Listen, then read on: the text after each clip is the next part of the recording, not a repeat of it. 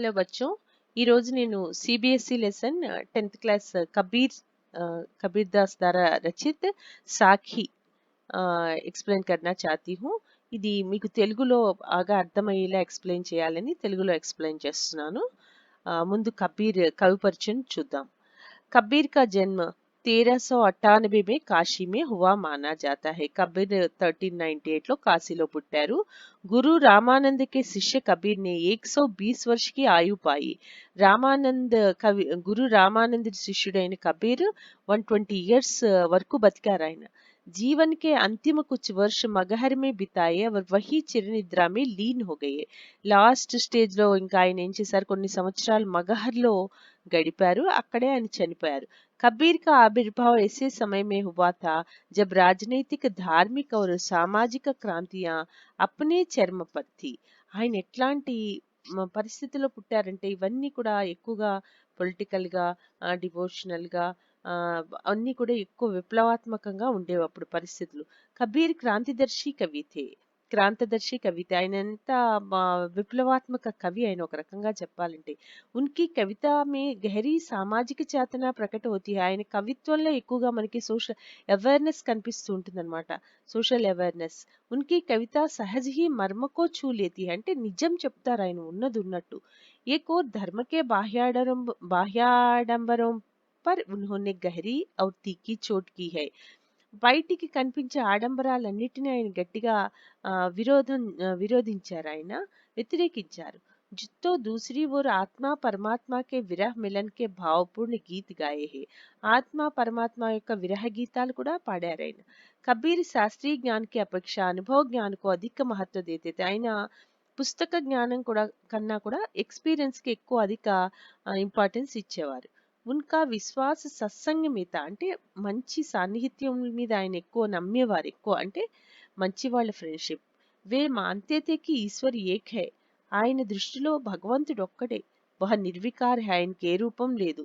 అంటే నిర్గుణ భక్తిధారకే కవితే కబీర్। అరూప్ హై, ఆయనకు ఒక రూపం లేదు, ఒక శక్తి అంతే భగవంతుడు।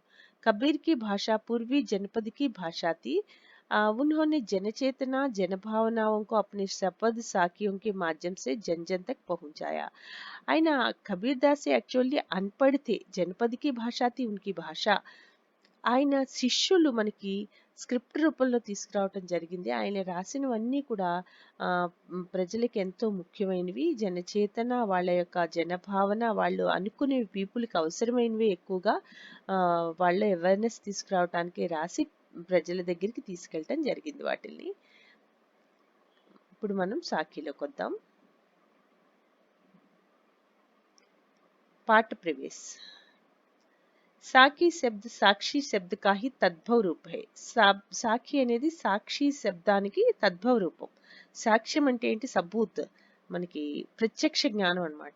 సాక్షి శబ్ద సాక్ష్య से बना है जिसका अर्थ होता है प्रत्यक्ष ज्ञान, కళ్ళతో చూసినది। यह प्रत्यक्ष ज्ञान गुरु शिष्य को प्रदान करता है। ఈ ప్రత్యక్ష జ్ఞానము గురువు గారు శిష్యుడికి ఇస్తాడు। సంత సంప్రదాయం में अनुभव ज्ञान का ही महत्ता है। సంత సాంప్రదాయం దాంట్లో ఎక్స్పీరియన్స్ కి ఎక్కువ ఇంపార్టెన్స్ ఇస్తారు, శాస్త్రీయ జ్ఞాన్ కా నహి। పుస్తకాల ద్వారా చదివిన దానికన్నా ఎక్స్పీరియన్స్ ద్వారా వాళ్ళు పొందిన అనుభవాలకే ఎక్కువ ఇంపార్టెన్స్। కబీర్ కా అనుభవ క్షేత్ర విస్తృతత అంటే ఆయన చాలా ఎక్స్పీరియన్స్డ్ పర్సన్। ఎలా అంటే కబీర్ జగహ జగహ భ్రమణ్ కర్ ప్రత్యక్ష జ్ఞాన్ ప్రాప్త కర్తే హై। చాలా చోట్ల తిరిగి తిరిగి ఆయన ఎక్కువగా अनुभव పొందారు। अतः उनके द्वारा रचित साखियों में अवधी, राजस्थानी, भोजपुरी और पंजाबी भाषाओं के शब्दों का ప్రభావ్ స్పష్ట దిఖాయి పడతా హై। అందుకని ఆయన కవితల్లో, ఆయన దోహాల్లో ఎక్కువగా మనకి ఈ 5 లాంగ్వేజెస్ అవధి, రాజస్థానీ, భోజ్పురి और పంజాబీ భాషల యొక్క ఇన్ఫ్లుయెన్స్ మనకు కనిపిస్తుంది। इसी कारण उनकी भाषा को पंचमेल खिचड़ी कहा जाता है। ఆయన భాషను పంచమేలి ఖిచడి అనేవారు। కబీర్ की भाषा को सदुक्कड़ी भी कहा जाता है। ఆయన లాంగ్వేజ్ ని సదుక్కడి అని కూడా అనేవారు। साकी वस्तुतः छंद ही है जिसका लक्षण है 13 और 11 के विश्राम से 24 मात्रा और अंत में जगन। प्रस्तुत पाठ की साखिया प्रमाण है कि सत्य की साक्षी देता हुआ गुरु शिष्य को जीवन के तत्वज्ञान की शिक्षा देता है। यह शिक्षा जितनी ప్రభావపూర్ణ होती है उतनी ही याद रह जाने योग्य भी. అంటే మనం గుర్తు పెట్టుకోదగ్గవి గురువు గారు శిష్యుడికి అందించే బోధ ఇదంతా మనకి ఈ దోహాల్లో కనిపిస్తుంది అనమాట. దోహాలోకి వెళ్దాము.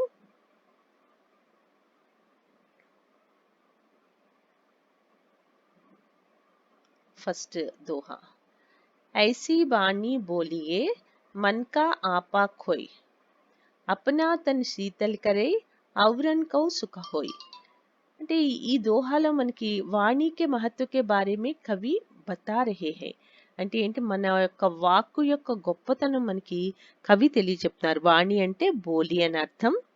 ఎలాంటి మాట మాట్లాడాలంటే మన్కా ఆపా ఖోయ్. ఆపా అంటే గర్వం, ఘమండ్, అహంకారం. మన మాట్లాడే మాట हमारी बोली में अहंकार नहीं झलकनी चाहिए. कबीरदास जी कहते हैं कि हमें ऐसी बोली बोलनी चाहिए जो हमारे हृदय के అహంకార్ కో మిటా దే. అర్థాత్ జిస్మే హమారా అహం నా జలక్తా హో. అంటే ఏంటంటే మన మాటల్లో గర్వం కనిపించకూడదు.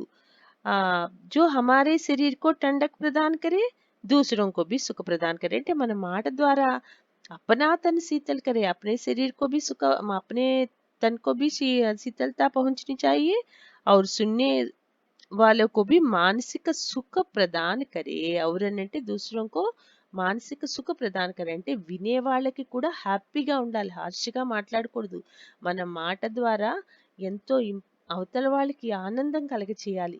వాళ్ళని ఏదో ఒక తప్పు ఎంచుతూ హార్ష్గా మాట్లాడటం అనేది సరైనది కాదు. इस प्रकार कबीरदास जी हमें वाणी के महत्व के बारे में हमें बता रहे हैं.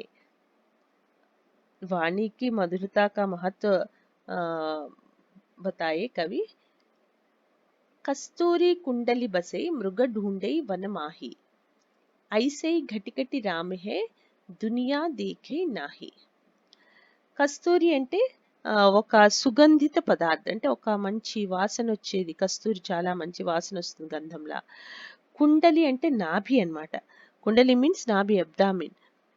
బసే అంటే నివాసం ఉండటం. మృగ మీన్స్ హిరణ్, డీర్.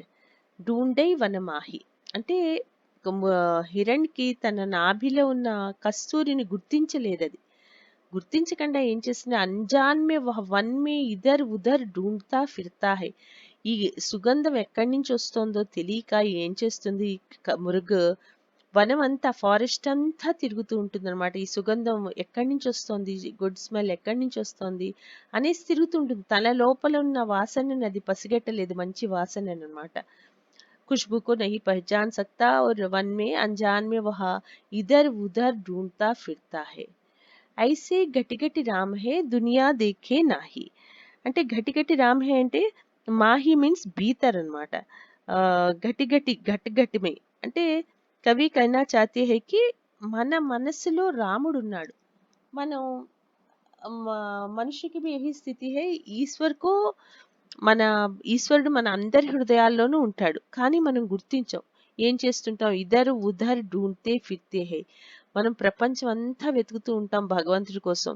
मंदिर मस्जिद और गिरजाघरों में ढूंढते फिरते हैं, मगर मनुष्य अर्थात मनुष्य अपने भीतर ईश्वर को ना ढूंढकर उसे प्राप्त करने के लिए स्थान स्थान पर यानी मंदिर मस्जिद गिरजाघरों में भटकता रहता है. తన లోపలున్న భగవంతుణ్ణి తెలుసుకోకుండా మనిషి ఈ మొత్తం ప్రపంచం అంతా తిరుగుతూ ఉంటాడు. మన అణువణువున భగవంతుడు నిండి ఉన్నాడు. దానికి కంపారిజన్ గా మనకి మృగని తెలియచేశాడు. జబ్ మై థా తబ్ హరి నహి, అభి హరి హై మై నాహి, సబ్ అంధియారా మిట్ గయా, జబ్ దీపక్ దేఖ్యా మాహి. ఇదర్ మై అంటే అహంకారం, మై మీన్స్ అహం. हरि అంటే భగవాన్, अंधियारा అంటే अंधकार, मिट्टी అంటే मिटना.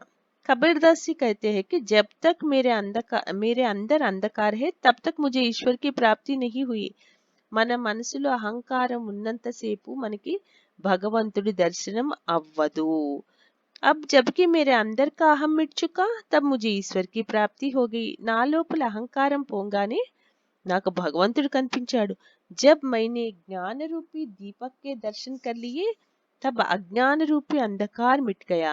अर्थात अहम भाव को चाकर ही मनुष्य को ईश्वर प्राप्ति हो सकती है. అంటే జ్ఞానం అనేటువంటి దీపం దర్శనం అవ్వంగానే నాకు అజ్ఞానం అనే అంధకారం మాయమైపోయింది.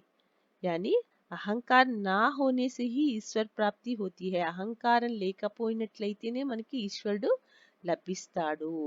జబ్ మైతా తబ్ హరిణి అంటే ఎప్పటి వరకు నాలో అహంకారం గర్వం నిండి ఉండిందో అప్పటి వరకు నాకు భగవంతుడి దర్శనం దొరకలేదు. ఇప్పుడు నాలో అహంకారం పోయింది, నాకు భగవద్ దర్శనం దొరికింది. సబ్ అంధ్యారా మిట్టిగయా, మొత్తం ఆ చీకటంతా మాయమైపోయింది. ज्ञानम अने दीपम వెలిగించగానే చీకటంతా మాయమైపోయింది. अब मुझे भगवान की प्राप्ति हुई और अज्ञान मिट जाने से ज्ञान के दीपक जलाने से ईश्वर की प्राप्ति हो सकती है. మిగతా 3 దోహాలు మనం ఇంకొక పార్ట్ లో చూద్దాము. Thank you children.